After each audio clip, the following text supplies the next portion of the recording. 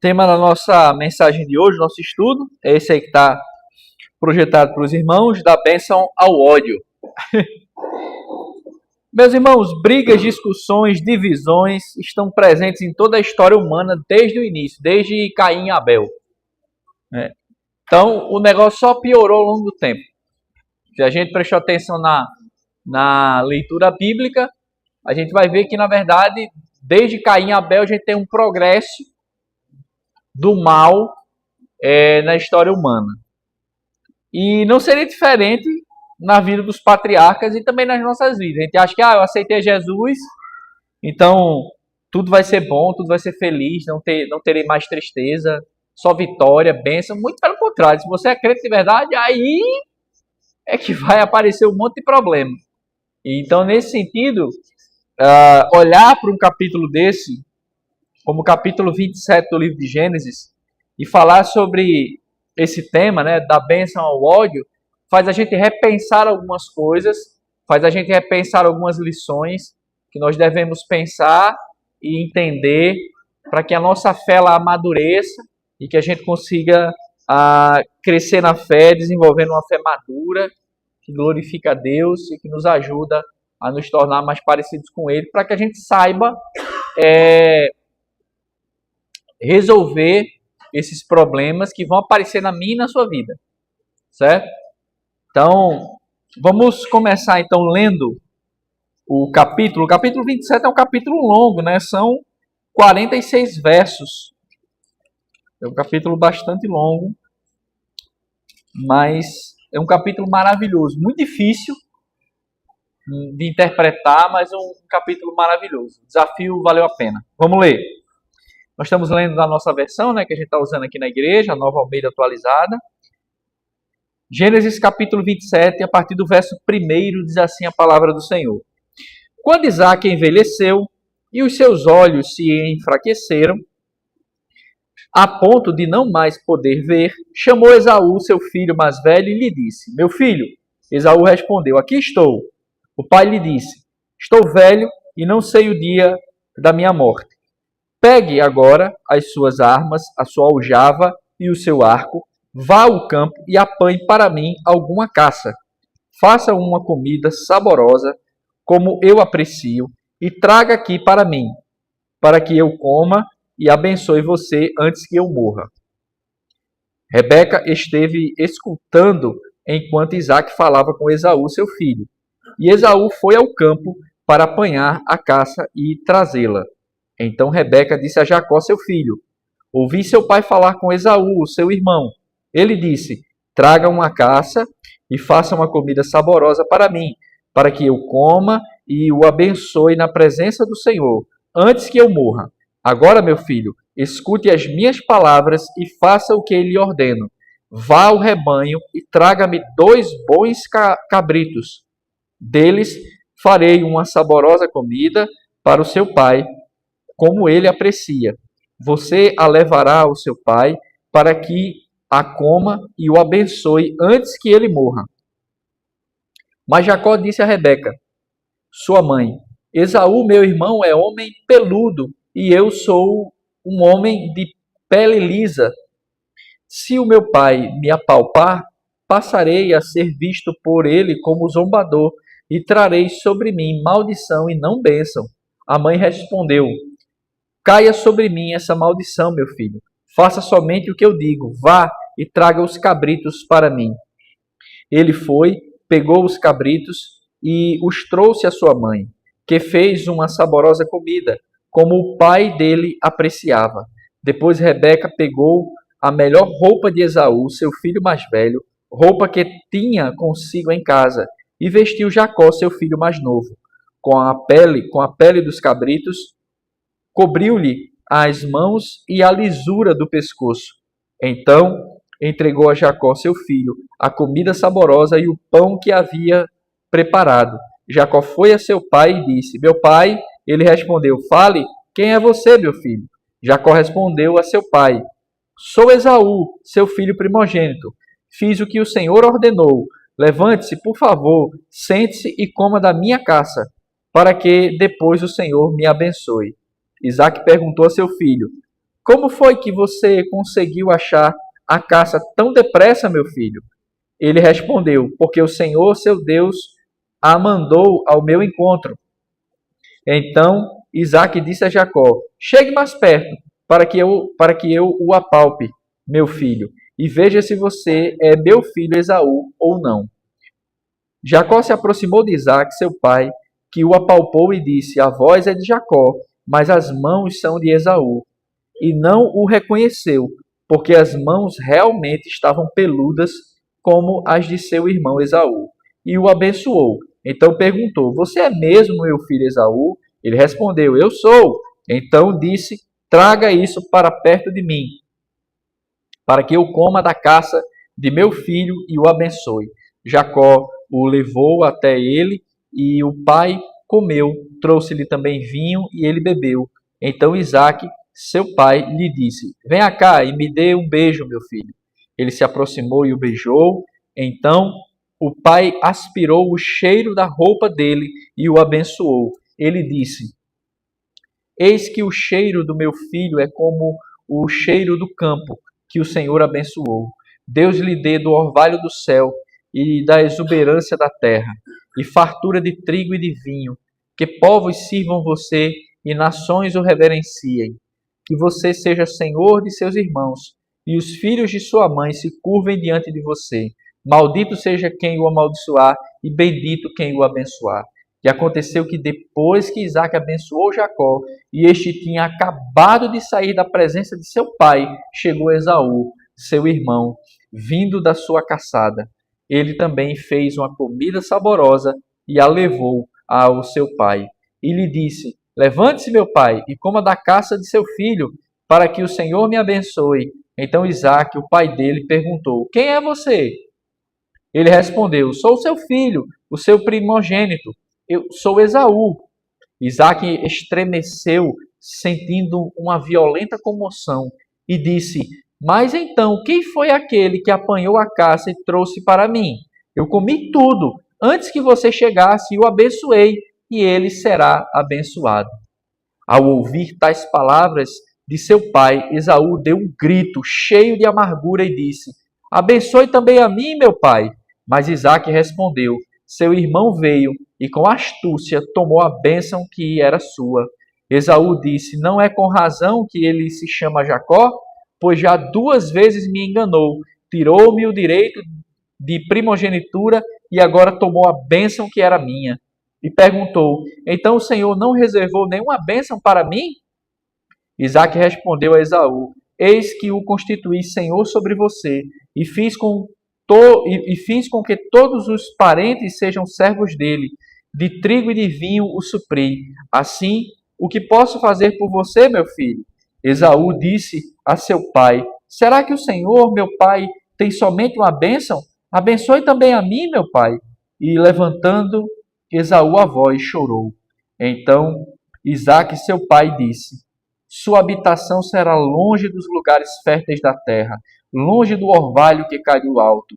Você viverá da sua espada e servirá o seu irmão. Quando, porém, você se libertar, sacudirá do seu pescoço o jugo dele.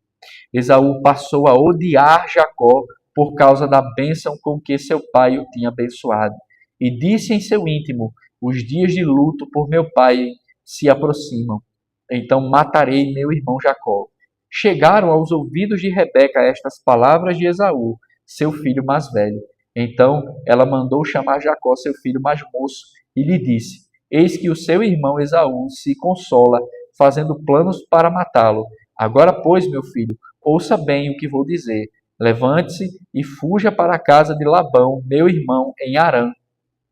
Fique com ele alguns dias, até que passe o furor de seu irmão, e cesse o rancor dele contra você, e se esqueça do que você lhe fez.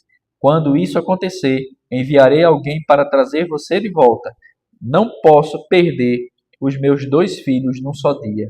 Então Rebeca disse a Isaque, estou aborrecida da vida por causa das filhas de Et. Se Jacó tomar esposa dentre as filhas de Et, tais como estas, as filhas desta terra, de que me servirá a vida?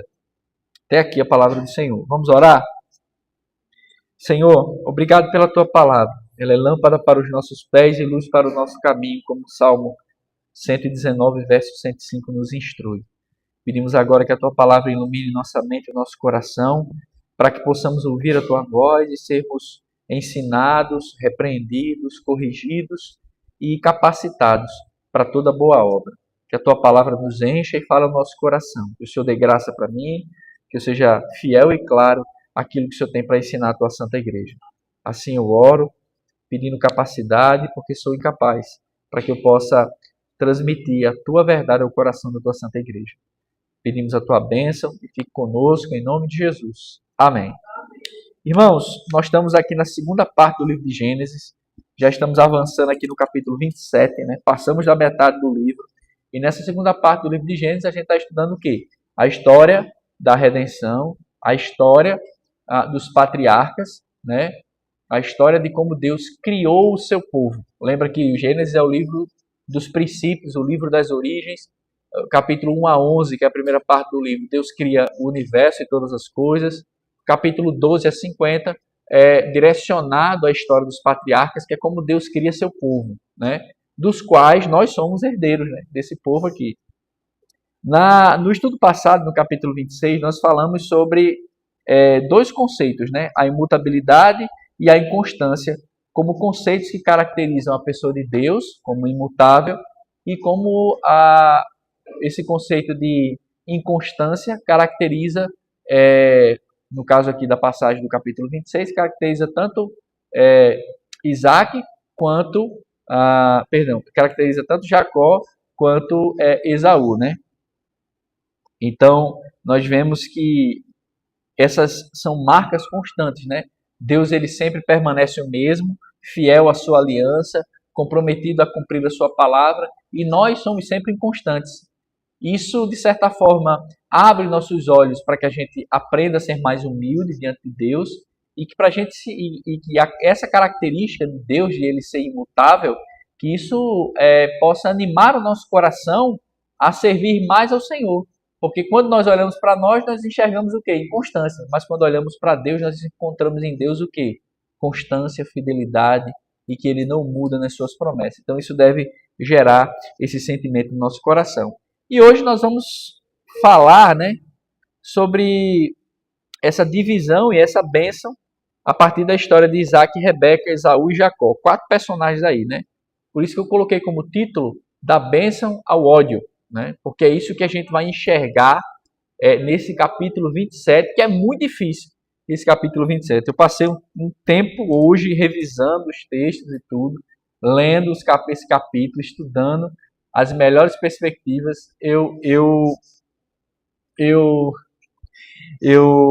passei um bom tempo, porque quando eu li os comentaristas, eles divergem, né? Tem 2 interpretações sobre esse mesmo texto, né? 2 características totalmente distintas, né? E aí é o que a gente vai trabalhar hoje. Qual a pergunta vai guiar a nossa reflexão? Vai ser essa daí, né? Quais lições nós podemos aprender nessa passagem do capítulo 27, né? A primeira, meus irmãos, que nós aprendemos é que o errado sempre será errado. Acho que essa é uma lição muito clara aqui. O erro nunca vai se tornar o acerto e o acerto nunca vai se tornar um erro, né? Então, o errado, ele sempre será errado. Agora, a gente precisa observar essa afirmação com certo cuidado a partir do que nós vemos aqui, né? Então, vamos lá. Verso 1 a 4, Isaac percebeu que estava muito velho, já estava perdendo a visão, né? E aí ele chama quem? Ele chama o filhinho preferido dele. Quem era o filhinho preferido dele? Segundo Gênesis 25, verso 28. Esaú. Então, lembra que a família de Isaac e Rebeca é uma família dividida. Isaac amava quem? Esaú. E Rebeca amava quem? Jacó. Então, é uma família dividida. E aí, nesse contexto, o interessante é que os comentaristas nos ensinam que quando um pai ia pronunciar a bênção a seus filhos, ele chamava todos os filhos e os abençoava na frente de todo mundo. A bênção, ela tinha uma dupla característica. A bênção, ela era um ato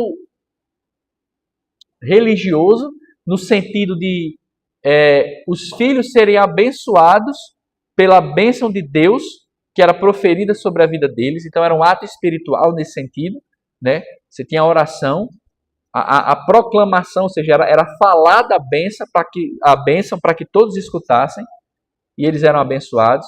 Mas também tinha a característica de ser como se fosse um contrato civil, um contrato legal. Era tipo uma partilha de bens, como se fosse a leitura do testamento, né? Eu nunca tive uma leitura de testamento, porque normalmente pobre não deixa nada para os filhos, né? Então, meu pai era pobre e nunca deixou nada para mim. Então, assim, eu nunca sei, mas eu já vi em filmes, já li sobre isso, que você tem essa partilha de bens. Aí o advogado, que é o portador do testamento, ele lê o testamento na frente dos filhos. Então, é isso que você encontra aqui nesse texto, né? Pelo menos você deveria ter isso aqui nesse encontro aqui.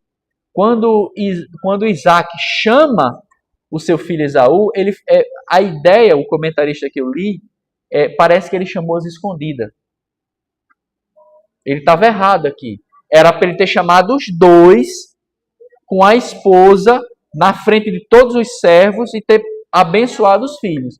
Mas ele fez um negócio meio assim, debaixo do pano, né? Diz, vem cá, meu filho, vá ali matar um bichinho para mim, prepare uma jantinha gostosa, vem aqui nas escondidas, que eu vou orar pela tua vida e vou abençoar você. Só que ele não contava com quem? Rebeca atrás da cortina escutando. Né? Rebeca atrás da cortina, igual a Sara. Lembra lá de Sara? Deus conversando com Abraão e Sara atrás da cortina, né? Escutando. Rebeca estava no mesmo caminho, escutando lá. Ó. E aí, verso 5 a 29, a gente tem essa longa descrição do planejamento contrário que Rebeca faz. Porque ela planeja, todo o plano é dela. Não é que Jacó era um coitadinho não, tá, gente? Jacó concordou aqui, tá? Ele falou no começo que não queria, mas concordou. Foi lá e fez. Então a culpa é de Rebeca, mas também a culpa é dele. Porque ele aceitou, né? Ele poderia não ter aceito essa proposta de Rebeca. Mas a mãe chama ele e diz, ó, teu pai vai abençoar teu irmão. Então vamos fazer o seguinte, vai lá, traga 12 cabritos bom, eu vou matar, vou preparar uma comida para ele, você vai levar, ele vai comer e aí depois ele vai lhe abençoar. Ah, interessante que não está aqui notado aqui, né? Mas é o que eu acho engraçado. E vocês sabem que eu não sei contar piada, né? As minhas piadas são tudo sem graça. Mas nas versões, nas traduções mais antigas, esse verso aqui que diz aqui, quando Jacó diz assim, mas mãe, nas versões mais antigas diz assim, mas mãe, eu sou liso. Aí eu sempre usava esse verso, né? Para dizer assim, irmãos, o que eu sou? Eu sou liso. Segundo a Bíblia. Mas porque eu não tenho pelo também, né? Tá vendo? É sem graça. Eu não tenho pelo, não tenho barba. Então eu era parecido com Jacó, né? Porque a gente é liso. Mas aí aqui a tradução da Nova Almeida atualizada, eu tô aqui, né? Eu sou um homem de pele lisa. Então provavelmente ele tinha pouco pelo, né? Não tinha pelo, não tinha barba. E a descrição de Esaú, meu amigo, diz que ele tinha tanto pelo no corpo, atrás do pescoço, peito, cabelo, barba, ele tinha muito pelo. É tanto que quando Isaac passa a mão em Jacó aqui, né, no plano que Rebeca faz, Rebeca pega o couro dos cabritos, né, que é um tipo de cabrito que a gente não tem aqui na América Latina, né, sul-americana, nem norte-americana, só tem lá no Oriente. É um cabrito que tem o pelo como se fosse cabelo. É bem fininho e grande, né? E aí ela pega e cobre os braços dele e o pescoço. Ela pega a roupa de Esaú, veste em Jacó, e aí arma toda aquela cena e manda o filho lá. Tem um comentador que diz que ela foi mau caráter, né? Ela traiu o próprio marido. O que é verdade se você for ver nesse sentido aqui, né? Mas tem um detalhe que os irmãos não podem deixar passar. Gênesis 25, verso 22 e 23, nós já lemos aqui. Deus diz a ela que o filho mais velho servirá ao mais novo. Então, se a gente fizer uma análise bíblica maior, você vai ver que quem é que está errado na história aqui? Isaac está errado, que foi abençoar Esaú. Quando Deus já tinha dito para a própria mãe que ele iria abençoar quem? Jacó, e não o irmão. Então, no final das contas, em linhas gerais, é por isso que a gente tem que tomar muito cuidado com esse texto, quem está obedecendo a Deus aqui é Rebeca. Agora, tem um detalhe aqui, irmãos. Esse texto, ele tem que ser lido com bastante cuidado. Porque ela faz isso porque Jacó, ele desejava a bênção. É tanto que ele trocou, ele deu todo aquele ensopado que ele fez e o irmão trocou por um prato de comida, a bênção de Deus. Então Jacó tinha esse desejo de ter a bênção de Deus muito mais que Esaú. E essa bênção é o que Isaac profere a partir do verso 27 ao verso 29 do capítulo, como nós lemos. Essa bênção, ela é a mesma bênção que Abraão recebe de Deus lá em Gênesis 12, verso 2 e 3, Gênesis 15, verso 18, Gênesis 17, verso 2 e verso 8. É a mesma bênção. É descendência, é terra e sustento. Então, verso 27, 28 e 29 do capítulo 27 é como se fosse uma repetição da mesma bênção que Abraão recebeu, passou para Isaac, e Isaac agora abençoa Jacó nesse contexto aqui, né? Ele está sendo enganado, é verdade. Rebeca enganou seu marido, é verdade. Jacó foi conivente com essa tramóia, é verdade. Mas, por outro lado, Deus já havia dito que ele havia escolhido quem? Jacó e não Esaú. Então, no final das contas, a gente tem que entender o seguinte, que não é da vontade de Deus que nós façamos o mal esperando que venha o bem. Até porque isso que Rebeca fez aqui vai dar problema lá na frente, como vocês vão ver aqui. E muito mais na frente. Não é só no caso de Esaú brigar com o irmão, não. Mais para frente aqui, o povo de Edom, que vai se tornar uma grande nação, os edomitas são inimigos de Israel durante a vida inteira. Então os irmãos viveram em pé de guerra a vida inteira.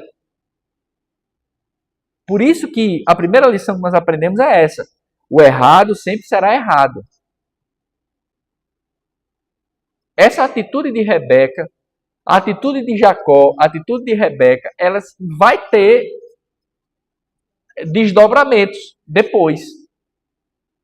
Então, o que a gente tem que entender é que justamente isso. A gente não pode fazer o mal esperando o bem. Toda vez que a gente faz o mal, a gente vai colher as consequências desse mal que a gente fez. E quando a gente não colhe, é graça de Deus. Ou porque Deus está esperando lá na esquina, igual nossa mãe fazia antigamente, né? Quando a gente desobedecia, aí nossa mãe ficava no portão, com a chinelinha assim atrás, esperando a gente passar, né? Para pegar a gente, né? Então Deus, como um bom pai, ele faz o quê? Ele disciplina seus filhos. Então, a gente deve entender essa lição. O errado sempre será errado. Isso que Jacó fez foi errado. Isso que Rebeca fez foi errado. Certo? A gente não pode enxergar isso como certo. Porque é errado. Ela enganou o marido e o filho enganou o pai. Agora, também é verdade que Deus já havia escolhido o filho mais novo. Talvez Rebeca aqui fez igual o que Abraão fez, o que Sara fez. Isso é interessante. Sara, como é que Sara não esperou a promessa de Deus? O que foi que Sara fez? Olha, Deus está demorando demais. Como Deus não está resolvendo o problema, eu vou lá resolver. Abraão, pegue minha escrava pegue minha escrava H e faça nela um filho. Abraão não contestou, né? Bom, tudo bem, a senhora mandou, vou só obedecer. E aí deu errado, né? Um irmão queria matar o outro e deu errado. Né? Rebeca fez a mesma coisa. Deus não tinha prometido que o mais novo o mais velho serviria o mais novo? Deus prometeu, era para ela ter esperado e aguardado. Mas o que ela fez? Ela bolou toda essa estratagema aqui, para quê? Para fazer a vontade de Deus. Só que com esse errado, ela enganou o marido, o filho enganou o pai, e os dois ainda ficaram brigados, um jurando o outro de morte. Então o errado sempre será errado. A segunda lição que nós aprendemos é que o pecado ele trará consequências. Isso é outro fato. Se o errado sempre será errado, o pecado sempre trará consequências. É o que a gente vê aqui. E quais são as consequências? Aí o povo lê a Bíblia e diz assim, a Bíblia é chata. É chato não. Chato é dorama. Chato é filme. Isso aqui é legal demais, meu amigo. Olha como o texto ele é armado. Foi mal, Érica, desculpa. O texto é armado. O texto é armado de um jeito que você fica tenso. Você percebe isso no texto? Meu amigo como diria um amigo meu, é um cabelinho de mosca. Por quê? Porque chega a Rebeca. Sim, tem só um comentário, né? Eu sempre faço esses comentários que eu acho interessante. Vocês perceberam como o velho Isaac gosta de comer? 2 cabritos, meu amigo. O velho comia, meu amigo. 2 cabritos. E o texto ainda diz o quê? Pão e vinho. O caba comia, meu amigo. Agora, porque é o seguinte, gente. Nós, ocidentais, aqui do Brasil, a gente senta numa mesa e come num pratinho, né? Até hoje no Oriente Médio não é assim. A mesa, ela não é alta. Ela é uma mesa que ela deve ter Isso é o que, Alex? Uns 30 centímetros? 30, 40 centímetros, né?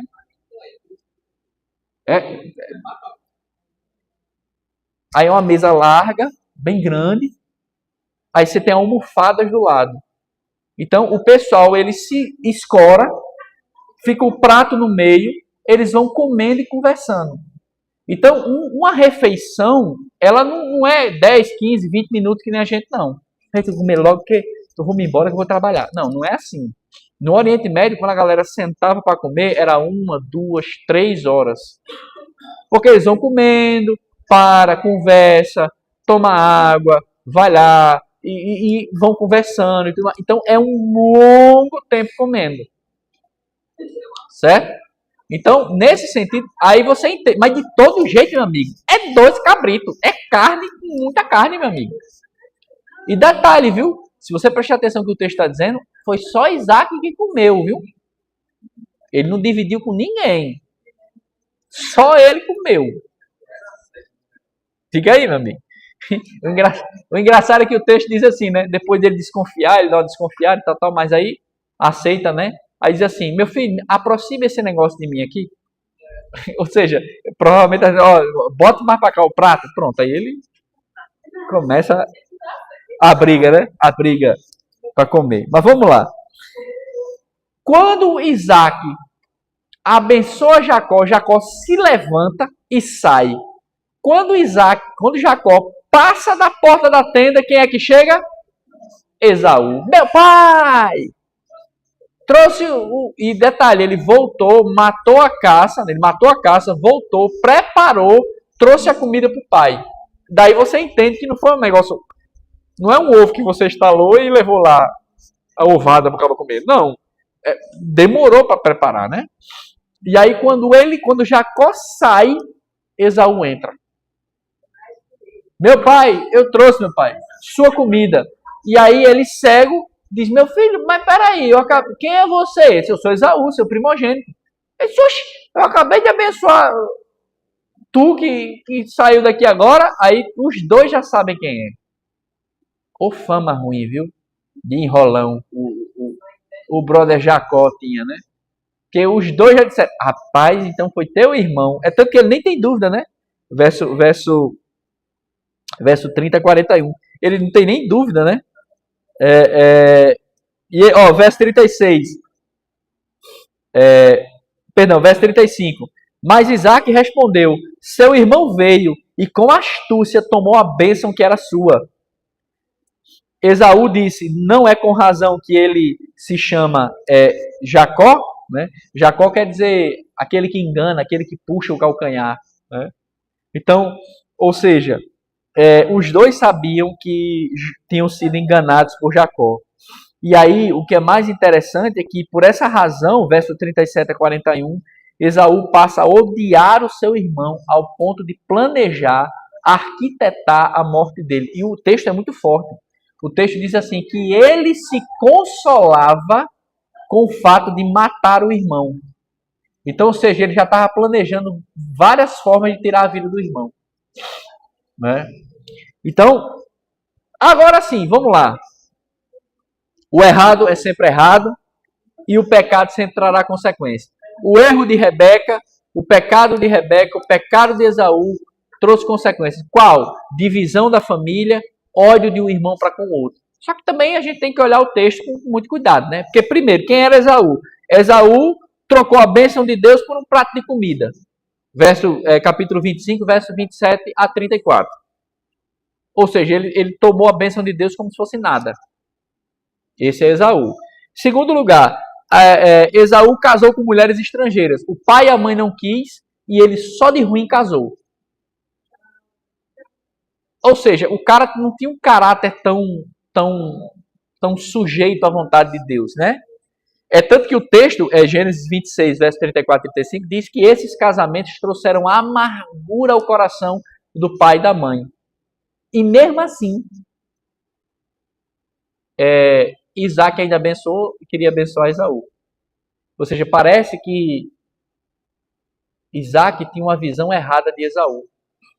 Sabe aquele pai que o filho não é crente e o pai olha para ele, olha, meu filho é tão bom, meu filho é tão crente.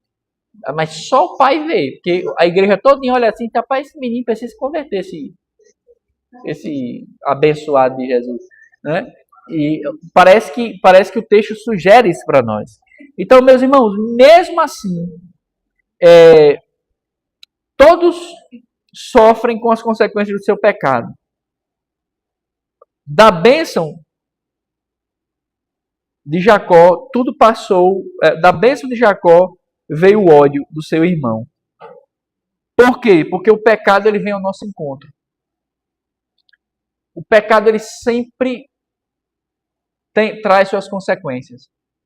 Sempre. E quando não se traz as consequências do pecado, significa que Deus foi gracioso com você e ele perdoou. E às vezes Deus perdoa, mas você tem que aguentar as consequências. Eu lembro sempre do caso de Davi, né? Davi adulterou com Batseba e tal. E aí nasceu a criança. Aí Deus disse para Davi, ela vai morrer, viu? Ela vai morrer como consequência do seu pecado. Davi chorou, jejumou, ficou gritando no meio do palácio. O povo dizendo, rapaz, ele vai ficar doido, ele vai ficar doido, ele vai morrer, ele vai se matar. E ele ficou desesperado. Aí a criança morreu, né? Aí quando avisaram a ele, ó, a criança morreu. Aí ele se levantou, tomou um banho, né? Passou um perfuminho. Aí disse, rapaz, agora eu quero comer, que eu tô com fome. Aí foi comer, o povo, oxe, ficou doido, tava chorando agora. Aí Davi diz, oxe, enquanto a criança estava viva, eu poderia orar. Agora eu não tenho mais poder nenhum. Essa deveria ser a nossa visão. Né? Mas é isso. As consequências do pecado, elas virão, irmãos. Seja na mente, no coração, seja às vezes você ter que pedir perdão, às vezes você ter que resolver o problema que aquele pecado trouxe, vai ter que ir lá resolver. Mas o pecado ele sempre traz consequências. Sempre traz consequências.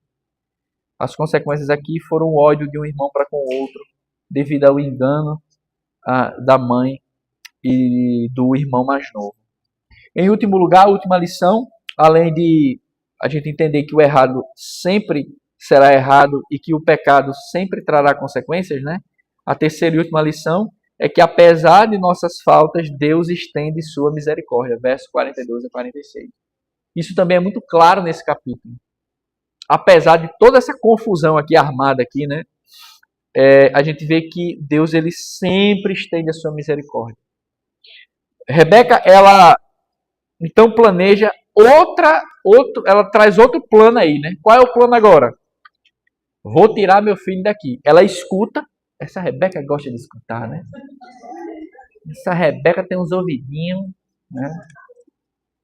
Então, verso 42 e 46, ela tá ali, escuta que Esaú quer matar o irmão. E aí o que ela faz? Ela junta o útil ao agradável, né? Ora, tem o irmão que quer matar o outro. Eu não quero perder meus dois filhos. O que eu vou fazer? E também não quero que ele case com as mulheres daqui. Igual as esposas desse filho aí. Né? É isso que ela diz aí no verso 46. Aí o que ela faz? Vá para a casa do meu irmão, Labão. Vá passar uns dias lá. Que aí até a ira do seu irmão passar. E para você ver se você arranja um casamento lá. E aí Jacó obedece, ela conversa com Isaac, Isaac manda Jacó, né, para longe e ele vai. Uma coisa interessante é que essa foi a última vez que Rebeca falou com Jacó, porque ela morre e ele não volta, né? Ela morre pouco tempo depois aqui. Então ela não viu o filho retornar.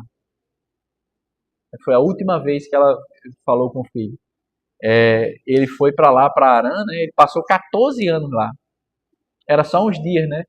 Mas ele passou 14 anos lá. E quando voltou, já voltou como Israel e não mais como Jacó. Essa passagem, meus irmãos, ela, assim como as outras, ela não está instruindo a gente a agir dessa forma. Ela está apenas descrevendo o que aconteceu. Isso é importante vocês entenderem isso. O capítulo 27 não é normativo. Certo? Ouviram, esposas? Aqui não está dizendo que você tem que enganar seus maridos, mentir, preferir um filho ao outro. Não está dizendo isso. O texto não está dizendo, mulheres, enganem seus maridos. Mulheres, apoiem o filho que você mais gosta. Não está dizendo isso. O que o texto está dizendo, ele está descrevendo, ele está narrando o que aconteceu.